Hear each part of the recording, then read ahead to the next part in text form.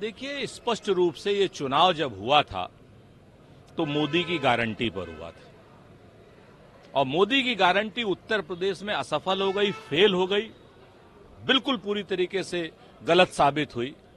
अब मोदी की गारंटी को दूसरे के ऊपर थोपा जा रहा है। लड़ाई सिर्फ इतनी सी है इन लोगों की। अभी भी ये लोग जनता के हितों की लड़ाई नहीं लड़ रहे हैं, आपसी बंदर बांट की लड़ाई लड़ रहे हैं, भ्रष्टाचार के बंटवारे की लड़ाई लड़ रहे हैं, कोर्ट थाना कचहरी की लड़ाई लड़ रहे हैं कि कहां किसकी चलेगी किसकी नहीं चलेगी। इनके एमएलसी एमएलए और मंत्री इस सरकार को लगातार सर्वकालिक भ्रष्टाचारी सरकार बता रहे हैं। एक आदमी यहां पर वो ले रहा है, क्या नाम, कैबिनेट की मीटिंग ले रहा है, तो दूसरा डिप्टी चीफ मिनिस्टर दिल्ली भागा हुआ है। सच बात यह है कि आने वाले समय में भारतीय जनता पार्टी एक फ्रैक्चर्ड हाउस है और इस फ्रैक्चर्ड हाउस की परिणति इस सरकार के गिरने पर ही होगी, ऐसा हमारा पूर्ण विश्वास है, क्योंकि जनता के हितों का यह कोई काम नहीं कर रही, सिर्फ अपने हितों की सोच रही है। आज 11 प्रभारी मंत्री रहेंगे, लेकिन अभी जो जिक्र हुआ डिप्टी सीएम उसमें नहीं है। वो आज कल ही दिल्ली पहुंच गए। भूपेंद्र चौधरी प्रदेश अध्यक्ष वो भी दिल्ली पहुंच गए। जेपी नड्डा से पैरेलल मीटिंग चल रही है। तो क्या लग रहा है कुछ अंदर का जो अंदर खाने में क्या कहीं कुछ गड़बड़ी है जो अब जाहिर होने लगी है?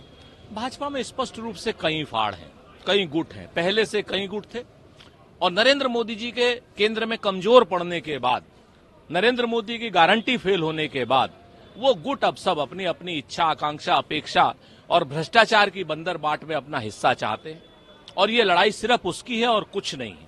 आज की डेट में उत्तर प्रदेश की भारतीय जनता पार्टी जनता के हितों में कोई काम नहीं कर रही है, अपनी सरकार अपना संगठन बचाने में लगी हुई है और एक दूसरे का अहित करने में लगी हुई है। दोनों डिप्टी सीएम अपने पद नाम के आगे से डिप्टी हटाना चाहते हैं, सीएम साहब अपनी सीएम की कुर्सी बचाना चाहते हैं, बुलडोजर का डीजल खत्म हो गया है, धंस गया है कहीं ना कहीं। आप इस चीज को देखिए कि उत्तर प्रदेश में भारतीय जनता पार्टी एक नए विग्रह की ओर और नए डिवीजन की ओर बढ़ रही है। कांग्रेस पार्टी ने जो बैकवर्ड क्लास है उससे जो आरक्षण छीन के मुसलमानों को दे दिया, वो यहाँ पे भी यही करना चाहते हैं। अगर आपने उनको सत्ता दे दी तो वो यहाँ पे भी यही करेंगे। अमित शाह जी, आपका झूठ छल कपट प्रपंच सीधे सीधे पकड़ा जाता है। आप इधर उधर की बात करने की जगह आपने शायद स्टेट का नाम गलत ले लिया। आंध्र प्रदेश का नाम लीजिए ना, वहां तो आपकी सरकार है और आपकी ही सरकार ही आरक्षण दे रही है। किसको आप मूर्ख बना रहे हैं? जनता को आपने पहले मूर्ख समझा तो आपका ये हाल हुआ है और आगे भी अब मूर्ख समझ रहे हैं। हमारी जनता भगवान है, जनता जनार्दन है, सर्वज्ञ है, सर्वव्यापी है और सब कुछ देखती है। उसे मालूम है जनता को, अमित शाह जी, कि ये आरक्षण तेलंगाना में ही नहीं, आंध्र में ही नहीं, कर्नाटक में ही नहीं, आपकी एनडीए की जो सरकार है आंध्र में तेलुगु देशम पार्टी के साथ में भाजपा की सरकार, ये वो आरक्षण दे रही है। आप इसके बारे में क्या कहेंगे, ये बताइए।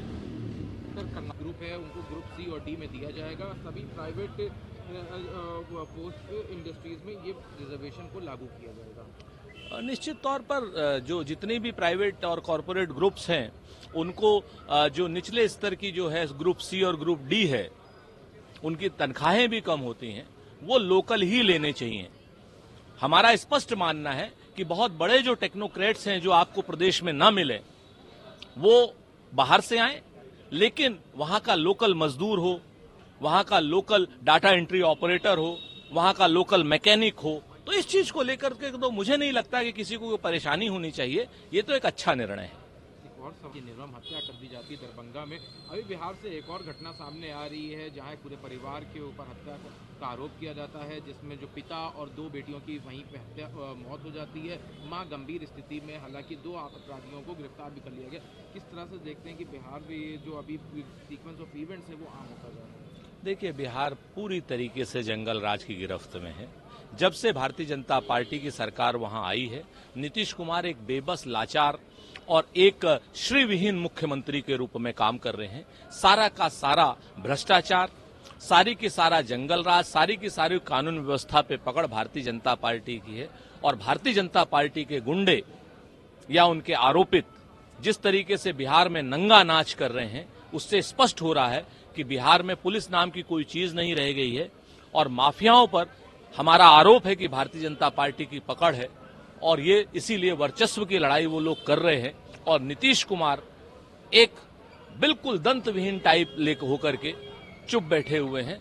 बिहार पूरी तरीके से अराजकता की गिरफ्त में है, जंगल राज की गिरफ्त।